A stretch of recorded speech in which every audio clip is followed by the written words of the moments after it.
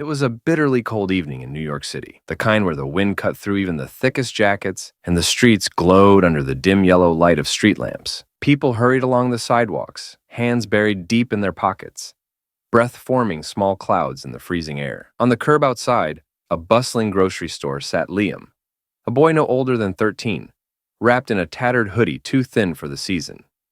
He had lived on the streets for as long as he could remember, surviving on scraps, kindness from strangers, and the occasional odd job. Liam wasn't a beggar. He had too much pride for that.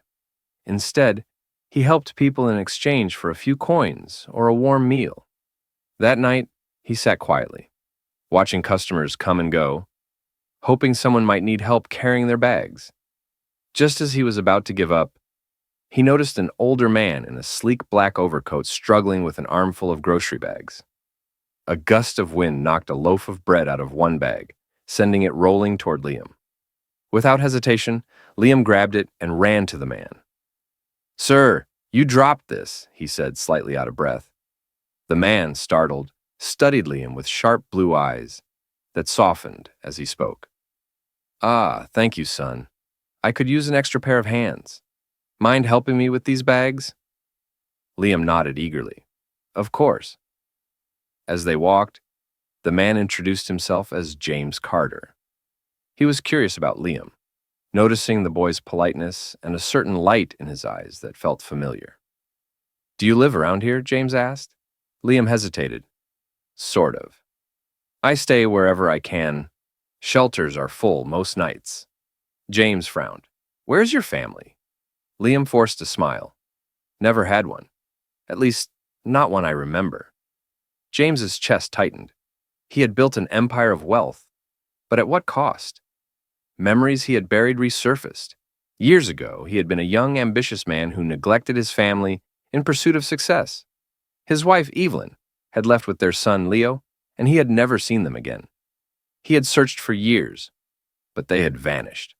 Now, as he looked at Liam, something about the boy's features felt eerily familiar.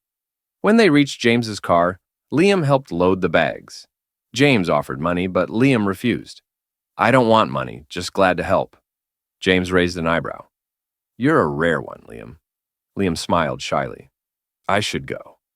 Before James could stop him, he disappeared into the crowd. That night, James couldn't shake the feeling he had seen Liam before. He pulled out an old photo of Evelyn and Leo.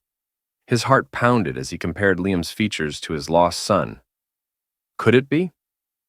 Over the next few days, James searched for Liam. He finally found him outside the grocery store. "Liam," he said cautiously, sitting beside him, "I wanted to ask you something." He showed Liam the photo. "Do you recognize her?"